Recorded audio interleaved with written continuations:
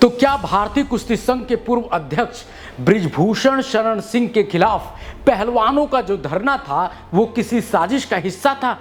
क्या सिर्फ कुश्ती संघ पर कब्जा करने के उद्देश्य से रची गई थी ये साजिश? क्या कुछ लोग सिर्फ बृजभूषण को हटाने के लिए कर रहे थे धरना? देश के ओलंपिक मेडलिस्ट पहलवान के खुलासे ने पूरे देश में हड़कंप मचा दिया है। इस पहलवान ने इसे कुश्ती के लिए काला दिन तक बता दिया है। क्या है पूरा सच, क्या है इसके पीछे की कहानी, सब कुछ बताएंगे।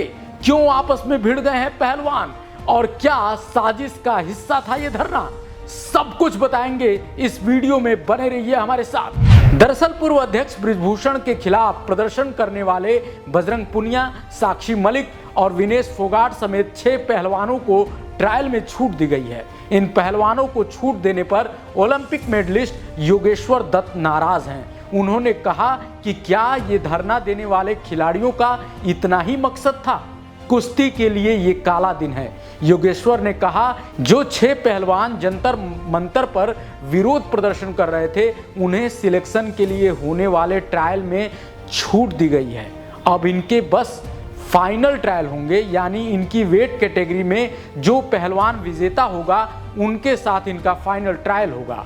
ऐसे ही ट्रायल लेने हैं तो फिर रवि दहिया, दीपक पूनिया, अंशु मलिक, सोनम मलिक और कई सारे पहलवान हैं। जिन पहलवानों को छूट दी जा रही है वो तो 1 साल से भी लंबे वक्त से मैट से दूर हैं।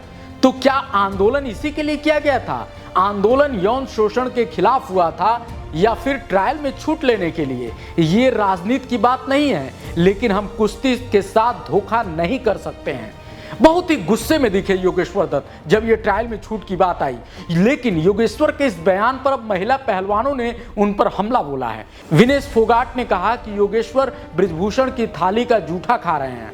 महिला पहलवानों के नाम बृजभूषण और मीडिया को लीक किए। जब कमेटी के सामने महिला पहलवान अपनी आपबीती बता रही थी तो बहुत ही घटिया तरीके से हंस रहा था, और जब योगेश्वर पे ये आरोप लगे तो उन्होंने इस पर अब पलटवार किया और कहा कि जब जांच कमेटी बनी थी तो मुझे भी उसका सदस्य चुना गया था। तभी 4 पहलवान और 3 कोच देर रात 9 बजे मेरे घर आए और कहा कि योगेश्वर इस धरने को तू लीड कर, तुझे हरियाणा कुश्ती फेडरेशन का अध्यक्ष बनवाएंगे। कहा था कि बृजभूषण को हटाना है और फेडरेशन पर हमें कब्जा जमाना है। जरूरत पड़ने पर इन पहलवानों के नाम का भी मैं खुलासा करूंगा। रात के 12-1 बजे तक हमारी बातचीत चली थी। मैंने कहा था कि इस तरह लड़कियों पर यौन शोषण के मामले के बीच मुझे कोई पद नहीं चाहिए। इस बातचीत का मकसद सिर्फ यही था कि बृजभूषण को हटाना है और हमें उस पद पर आना है। योगेश्वर दत्त ने कोच की ओर इशारा करते हुए कहा कि जो भी हमारी कष्ट निवारण कमेटी बनी थी उसी में से एक कोच घर आया था। कुल मिलाकर बात यह है कि फेडरेशन पर कब्जा जमाने के लिए कोच मेरे पास आए थे। अब सोचिए कि कितनी बड़ी साजिश की तरफ जो है योगेश्वर दत्त ने इशारा किया है। विनेश फोगाट पे हमला करते हुए योगेश्वर ने कहा पूरा देश जानता है कि आपका गुरु, आपका ताऊ महावीर फोगाट है। आपको अभी जो हरियाणा सरकार से 25 से 30 लाख रुपए ग्रांट मिली थी वो आपने अपने कोच ओम प्रकाश दहिया को दिलवाई। हालांकि वो आपके कोच नहीं हैं, पर आपने उसे कोच बनाकर उससे इतनी बड़ी ग्रांट दिलवा दी। आपने उसे पैसे क्यों दिलवाए ये भी मैं बता देता हूं।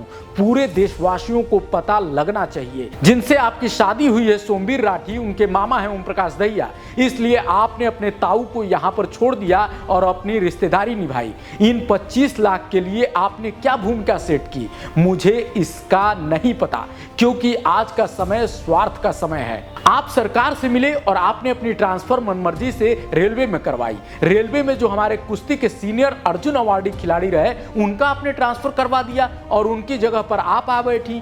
तो ऐसा ये कौन सा आंदोलन आपने किया कि आपके मन मुताबिक सारी बातें हो रही हैं? जिस लड़ाई को लेकर आप आए थे वो लड़ाई कहां है आपकी? मेरी सभी खाप प्रतिनिधियों और किसान संगठनों से आग्रह है कि वो इस धरने की सच्चाई को जान लें। इस धरने के बाद से जो इन पहलवानों को बेनिफिट मिल रहा है इसका आखिर क्या कारण है?